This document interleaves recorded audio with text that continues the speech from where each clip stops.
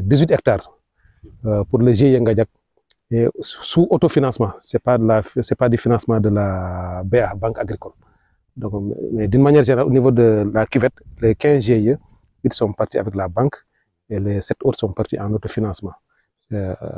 Ici aussi, au niveau du GIE Ngadiak, au niveau des privés, aujourd'hui nous sommes au niveau des parcelles de Astou Coulibaly, une entrepreneur féminin qui a au moins emblavé 2 hectares, qui est là devant nous, au niveau du GIE Ngadiak. Donc ici, c'est à titre privé, donc ils ont loué d'abord les terres, ensuite payé le coût hydraulique à hauteur de 115 000 francs à l'hectare. Peut-être le 16 va revenir sur la composition du coût hydraulique. C'est pas seulement uniquement de l'eau, mais il y a aussi d'autres charges qui est pris dans le cadre de ce coût hydraulique. Donc Astou est là, c'est elle qui a emblavé ici 2 hectares, avec ses autres collègues qui ont emblavé un peu partout. Donc il y a quand même, certes, une volonté de mise en valeur, mais toujours on rencontre quelques difficultés. Donc la vie rime avec des contraintes toujours qu'il faut soulever ou il faut lever pour avancer, quoi. Donc peut-être je vais donner la parole à Astou, faire aussi la topo de sa parcelle, son itinéraire technique depuis la mise en valeur jusqu'à aujourd'hui, peut-être éventuellement nous parler des contraintes qu'elle rencontre. Merci. Assalamu alaikum. Min salmini mon onon fof tedi bi mon het bismillah hay sona ndiyam ala do en ham ko gesse gonden. En fait monsieur le préfet aussi merci et déplacement o yabani. Bon minen amin do koy gesse Ngadiak min goni, c'est par ce niveau 34. Voilà, amin do mbada honi wonani min jana min bummo, mais kam il y a des difficultés, surtout pour irrigation. Pour min dañ ndiyam ko problème. Voilà canalo depuis samedi wala ndiyam. Depuis samedi wala ndiyam. Samedi ha joni ay ngesa baado hewani depuis samedi ça fait 5 jours hectare goto hewani ndiyam. Sax non minen ma beedo kebinno min et ko min pompube amin poti wattude ndiyam min bad engrais. Parce que sinon kedi hudo ko hiddadat amen wala mar ko dad amen to. Voilà. C'est ça dans notre difficulté. Ko ambition rek, ambition. Bon, il me faut mba wondude e bureau. C'est ça. Bien vrai, on a fait les bancs, on a nos diplômes, mais peut-être qu'est-ce que do al fecci amen. Ayo. Merci. Ala ma neddo yejo kay haalana mon kaydo cadel mum de ngo buri won. Minen do cadele amen ko joni hade mon ar hedde bor 10 h komi jaado to waan he murmi canal mawdo nan wadi ndiyam haajiri hanan faccap kanaluji nan en kono waano toujours ko uddeten minen do min potani jogade ndiyam kono ko min liggodirta ton jogibe kelle ne ganduda no udda amen yew baado o parcelle do joni kay o jiiti yambal yew ndi leydi mboderi gila irrigation koni ma yew odo joni no foti yew o yew nan leydi mboderi aussi o yakono o yakadi aussi kono parcelle goto nanam na wayni yer keddido nan woni leydi temaro ko fuddima fuddi kono horama ko dadodiral gila nde amen ko tan ko min bima ko ndiyam dam go rokki amen ndiyam tardini ndo hudo ha burti dole min kortima kadi hayarnu yaw saka min jahayno ko te ngesa bof ganda do joni ko 50 000 batta bomne darda en ngesa be luas jiidane pereji garoji gendi e ku idorliko ko yante joni ko do hudo kadi so wayini mojjanno kadi ko dañani dum do kadi batta hen gila o dadani mo daña liggorado dole ma dam belma on ko nafti kono non joni hay dum dañani buri wande cadele amen fof ko wano ko cokate min ko la nim dum programme ban bi fi ñepp am ket wala wano kam te so min goytani union président munela dum dele tan bonde sa yide gese joni o dum do ko hectare dem ndi leydi mboderi o don yaara do ka dandi do tan cadele ka min puddi do illo tan ndiyam na wi kagdari joni de do ko ma ndiyam artoy debani wattama ndiyam kadi ko funno ko kadi horima dañjude ndiyam kono problème o fogam koy wane a haaldate o do tan wiima ko o jogi o kalda o do wiima ko o jogi gilnaan gila nden koy dugo min godi joni non dum do kam yahata hankadi ko mara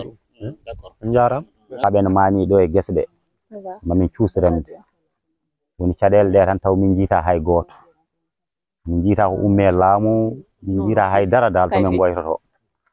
kadi be kali haala ndiyam ko dum don woni priorité ndiyam sa ala ndiyam a wa remde ɗo e vano ɗon ɓe guddata ha tiiɗa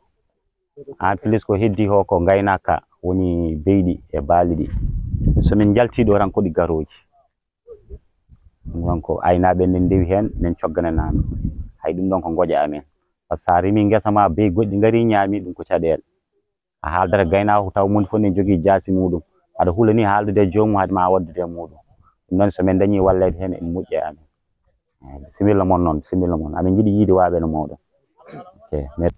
mais choisir ci quelques sites site bu nekk aussi am na objectif donc fii dañu fi ñëw dañuy ñëwoon pour vraiment nemmeeku benn comme Lamine wax ko benn entrepreneur bu jigéen bu bëgg a investir ci mbéy mi def ko comme métier pour ci réussir c'est des initiatives à encourager donc loolu moo tax ñu ne ñëw tey fi fekk la fi ngay daane sa doole encourager la wax la na aussi nga gën a def effort li ngay def bi état du Sénégal daf ko soxla le développement du pays sera porté par des hommes et des femmes par des adultes et des jeunes su nekk dafa war a indi sa contribution donc bu ñu gisee benn jeune bu ñëw pour contribuer ci développement boobu te aussi mu nekk jigéen encore contribuer ci souveraineté boobu alimentaire boobu dañ ko mën a encourager déggu nañu la aussi on a problème yi nga wax incha allah liñ ci war a on va parler avec les leaders xool naka lañ mën a def ba régler problème bi les problèmes toujours daf ñuy fekk ni ñu fekk ci liggéey bi mais c'est toujours des défis à relever vraiment bul décourager incha allah ñun à notre niveau nañ ci def suñu kéemtalaay kattan ba jéem a régler problème bi encourager la gën a def tey def nga 2 hectares notre objectif notre souhait c'est que nga jóge ci 2 hectares dem ci ëpp loolu mais à condition que li ngay def nga réussir ko pour nga mën di yokk donc pour wax la ne daal vraiment ñu ngi lay encourager donc yaa tax tey ñu dugg ci kiwet bi vraiment c'était pour vraiment cet esprit d'initiative mais aussi mu nekk ci jigéen mu nekk ci xale moo ñu tax ñu ñëw fii pour encourager la ñu ànd ci avec l'autorité là vraiment ñu ngi lay remercier bu baax dina aussi malgré les problèmes nga leen gën leen taxaw incha allah ensemble nous allons travailler ensemble pour régler ces problèmes là quoi. maa ngi leen nuyu comme yow yaa ñu accueillir maa ngi leen di encourager comme ni ko John waxee rek ñëw nañ fii vraiment avant ñu fi sax def nañ le tour tout simplement de d'autres périmètres nous avons constaté des choses n'est-ce pas qui bougent nous avons aussi constaté quelques couacs quoi waaw et en général couacs yi aussi day doon surtout ay irrigation système d'irrigation moom wala yu noonu parce que moom lañu bu bàyyi périmètre bi ñu jógee nii ba ñëw ce sera une occasion pour que demain comme il y a un comité local de développement qui sera présidé par le sous-préfet comme ça suba c'est une occasion pour que ñu exposer tous ces problèmes là pour que ñu xool exactement comment il faut faire pour que problème yi nga xamante ni moo fi nekk ñu mën ko résoudre waaw parce que nii aussi mënu leen fi bay sans ndox waaw ndox moom c'est l'élément n'est-ce pas au-delà de l'élément vital si ndox si nit sax mais aussi si bépp être que ce soit des êtres tout simplement végétaux ou bien des êtres vivants quelque ak du ma demee rek ndox dafa am solo waaw de façon lii moom peut-être que vous l'avez parlé n'est-ce pas avec la présence tout simplement des techniciens n'est-ce pas de la SAED ñoom peut-être ils vont prendre note ñu de notre côté daal lépp loo xamante ni dinañ ko si war a def incha allah je vais rendre compte à qui de droit comme ça ñu mën a xool exactement qu'est-ce qu'il faut faire mais surtout demain vraiment avec si réunion CLD bi daal peut-être soo leen ko soulever ce sera un pas du moins pour que ñu mën a aller vers tout simplement bien waaw mais aussi moi je voudrais aussi que les gens prennent n'est-ce pas une genre gestion participative bi waaw c'est vrai que ñëpp lu ñu bokk dañ ko war a sàmm seen bopp waaw parce que nit ki su waxee ne man lii rek la kon fii laa yem yaakaar naa du bokk comme problème curage la daal vraiment dafa war a am une participation collective ñëpp ñëw ne comme intérêt tout simplement gox bi yëpp la kon nañ ci def suñu kéemtalaay kattan waaw parce que affaire curage moom wax dëgg yàlla du kenn du ñaar du ñett booloo la waaw mbooloo bi yëpp nag ñoo si mën a jàpp waaw mais yaakaar naa ne ce ne sera qu'un mauvais souvenir et que ça va se résoudre et que wax dëgg yàlla ñu dem à une autre étape. Voilà en attendant le CLD qui va se tenir demain. En tout cas maa ngi lay encourager surtout l'entrepreneur féminin bi ngay prôné te loolu démarche bii nii c'est à encourager véritablement parce que c'est dans la dynamique tout simplement des politiques publiques parce que suñu waxee mbay engagement personnel d'abord parce que yaa ngi wax si sa discours léeg-léeg nga ne da nga si dugg parce que da nga ko bëgg malgré tous les diplômes que tu as à avoir soo demee si benn mbirib si benn bërëb te bëggoo ko rek doo réussir fekkoon keneen la bàyyi na fi lii te dem defi leneen